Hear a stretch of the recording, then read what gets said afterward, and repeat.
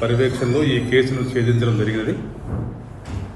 ఇబ్రహీంపట్నం మండలం సత్తకపల్లి గ్రామానికి చెందిన నిందితుడు షేక్ ఇస్మాయిల్ సన్నాఫ్ షేక్ హైదర్, వయసు 32 సంవత్సరాలు. ఇతను ఆటో నడుపుకుంటూ జీవిస్తుంటాడు. ఆటో నడపడం ద్వారా వచ్చే డబ్బులు అతని యొక్క కుటుంబ పోషణ మద్యానికి మరియు జల్సాలకు సరిపోక ఎలాగైనా సులువుగా డబ్బులు సంపాదించాలనే ఉద్దేశంతో ఏదైనా దొంగతనాలు చేయాలని, అలా దొంగతనం చేసి సొత్తును అమ్మటం ద్వారా వచ్చే డబ్బుతో జల్సాలు చేయవచ్చని నిర్ణయించుకున్నాడు. ఈ క్రమంలో హ్యాండిల్ లేకపోయిన బైకులు దొంగతనం చేస్తే సులువుగా ఉంటుందని బైక్ దొంగతనాలు చేయడం నిర్ణయించుకున్నాడు. ఇందుకు గాను ముఖ్యంగా ఇంటి ముందు, హాస్పిటల్స్ ముందు, బస్టాండ్లలో, బ్యాంకుల వద్ద, పోస్ట్ ఆఫీసుల వద్ద, బార్ షాపుల వద్ద మరియు వివిధ షాపుల ముందు ద్విచక్ర వాహనదారులు హడావుడిలో వారి వాహనాలకు హ్యాండిల్ లాక్ చేయకుండా వెళ్ళడం చూసి దాన్ని అదే లక్ష్యంగా అటు వాహనాలను దొంగతనం చేయాలని నిర్ణయించుకున్నాడు.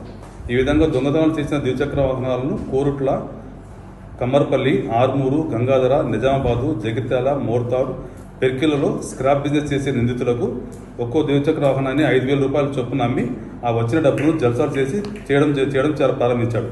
స్క్రాప్ బిజినెస్ చేసే నిందితులు వారికి అమ్మిన ద్విచక్ర వాహనాలు దొంగ సొత్తును అనేది తెలిసి కూడా వాటిని నిందితులు అతని దగ్గర తక్కువ ధరకు కొనుక్కొని వారు వేరే విడివిడి భాగాలు చేసి వేరే స్క్రాప్తో కలిపి అధిక ధరలకు అమ్ముకునేవారు.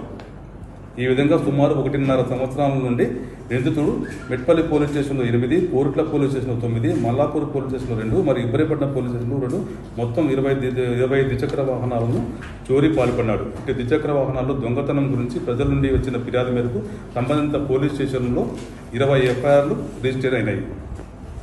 మెట్పల్లి సిఐ శ్రీ నవీన్ గారు మరియు మెట్పల్లి ఎస్ఐ చిరంజీవి మరియు సిబ్బంది అందుబాటులో ఉన్న టెక్నాలజీని ఉపయోగించుకుంటూ ప్రత్యేక బృందాలుగా ఏర్పడి నిందితుని కోసం వెతుకుతుండగా ఈరోజు అనగా 6/6/24 ఉదయం 4 గంటలకు మెట్పల్లి కొన్ని పాత బస్టాండ్ దగ్గర వాహనాలు తనిఖీ చేస్తుండగా అనుమాన పరిస్థితిలో ఒక ద్విచక్ర వాహనంపై వస్తున్న నిందితుడు పట్టుకుని విచారించగా నిందితుడు ఇది వరకు పాల్పడిన ద్విచక్ర వాహనాల చోరీలను అంగీకరించాడు మరియు ఇతని వద్ద నుండి భద్రపరిచిన 2 ద్విచక్ర వాహనాలను మొత్తం 3 వాహనాలను అతని వద్ద నుండి రికవరీ చేయడం జరిగింది.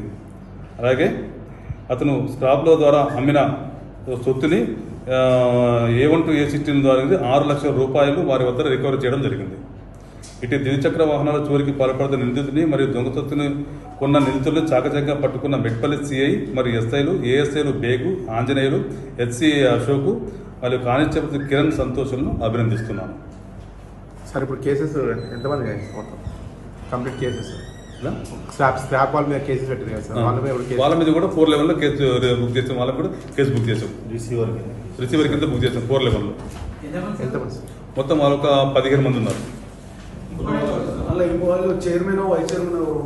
ఉన్నారు. అతను ఆర్మూరుకు సంబంధించినటువంటి municipal vice chairman Shaik Munna అన్నాడు. అతను కూడా అందులో కేసులో 4 లెవెల్లో బుక్ చేసాం.